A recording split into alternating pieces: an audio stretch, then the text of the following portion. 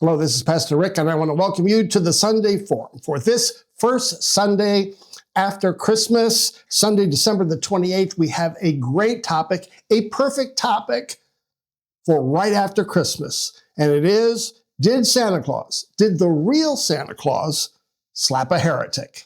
That's right, you heard that right. Did Santa Claus slap a heretic? Now, you might be kind of scratching your heads there, but we want to tell the real story of St. Nicholas. And when you hear the story, you'll realize St. Nicholas was a real historical figure, not the Santa Claus that we have all come to love or we have mixed feelings about.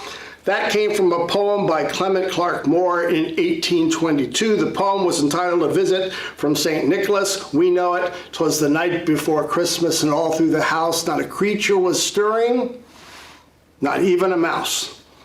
And so our American traditions have formed around that poem, but their inheritance, the real power behind that poem in 1822 was the European tradition of recognizing Saint Nicholas, a real historical figure, and a unique one because he unites, because of his witness to Christ, he unites Orthodox Christians, Catholic Christians, and Protestants. In fact, in the Reformation, the Protestants hated all the saints and tried to get rid of all the saints, but they couldn't get rid of St. Nicholas because of all the wonderful traditions around children that had formed around this saint day on December the 6th.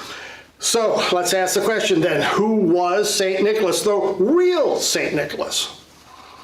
Well, he was Greek, but he was born in Lycia, which is in present-day Turkey. And he was born in a very wealthy family, but early on his parents died, and he took all his wealth and gave it to the poor. So that's part of his witness to Christ, his generosity, and not just to children, as we'll hear, but to everyone. He became the Bishop of Myra, and very soon was placed into prison as part of the persecution of Emperor Diocletian. But when Constantine became emperor, he relieved all the Christians who had been put into prison. That was in 306 AD. And all of a sudden then the leadership of this Bishop Nicholas just emerged. He did not only great deeds of generosity and justice, but supposedly he did some miracles too. Okay, and so he became, through his witness to Christ and his leadership, so popular.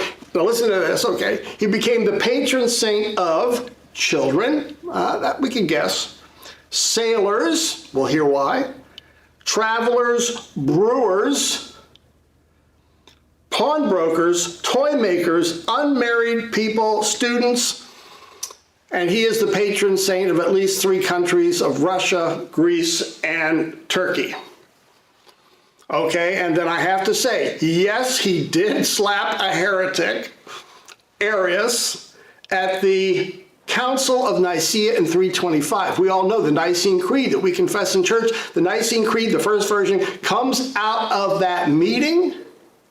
And during the meeting, Santa Claus, old St. Nicholas, got into a fight with Arius the heretic, and he slapped him. More about that later. But first we want to see a more humorous rendition in memory of St. Nicholas. Enjoy the music. He sees you when you're sleeping. He knows when you're awake. He knows when you're a heretic. He will punch you in the face. All right, all jokes aside. That actually happened. I will read you this. This is quite fascinating. Legend has it, St. Nicholas, a bishop of Myra, struck Arius the heretic for denying the eternality of Christ and triune nature of God during his speech at the Council of Nicaea in AD 325. So deck the halls and apparently deck the heretics. So if you look on the internet, you're going to see all sorts of both funny and serious photographs and memes about St. Nicholas because of this famous event in 325 AD. But let's just say St. Nicholas was famous and is famous for his witness to Christ for at least 5 reasons. Let me just review them really quickly. He saved 3 girls from prostitution by sneaking around the house and dropping bags of gold in their windows 3 nights in a row. That saved them from prostitution because it gave their fathers enough dowry money to pay off the dowry. He saved 3 sailors who had been wrongly condemned to death because of a bribe to the governor. And he found out about the bribery, went and stopped the execution, and became then the patron saint of sailors. He chopped down a tree which had been possessed by a demon in town, saving them from evil. He saved children from the horrors of a very evil butcher, and I won't go into the details of that story.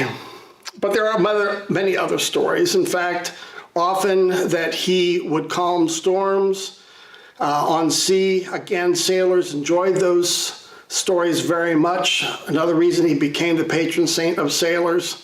In fact, some of his stories almost resemble the powers of Poseidon, who had played such a role in the ancient world of Greece and Turkey. He was referred to as the Lord of the Sea. That tells you all you need to know.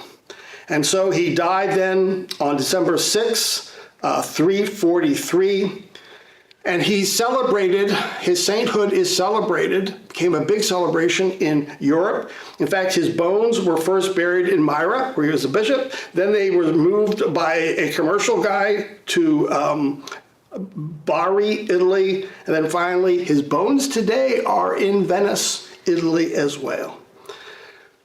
So why did he slap Arius? As you can see from the meme here, deck the halls and deck the heretics.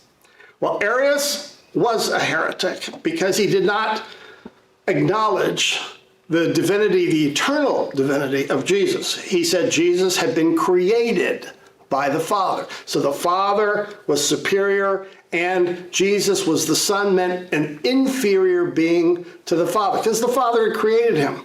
And that's what got Arius so agitated, and why we have the Nicene Creed where we say that Jesus is begotten, he's not made. In other words, he's not created. That all came as part of Arius's heresy and St. Nicholas's defense of the faith. And so, okay, here's 3 reasons why I think these stories are important. First of all, he's a wonderful memory, a very wonderful, powerful witness to generosity and justice, because he was known for both as a leader and as a bishop of his town. And that's been carried on in our celebrations. He was also a witness to defending the true faith, like what he did in Nicaea by slapping Arius. Not necessarily what we'd like to emulate in our church meetings here at Emmanuel, but it was an important witness at that time. And finally, December 6th is a way of being able to distinguish the real figure, St. Nicholas, from Santa Claus, this tradition that's really evolved here in the United States. In fact, that's been very important in my family. We inherited this tradition from Europe, where often St. Nicholas is the good guy, and then Sinterklaas is the bad guy who has some evil elves who will oppress bad, naughty children called Black Peters.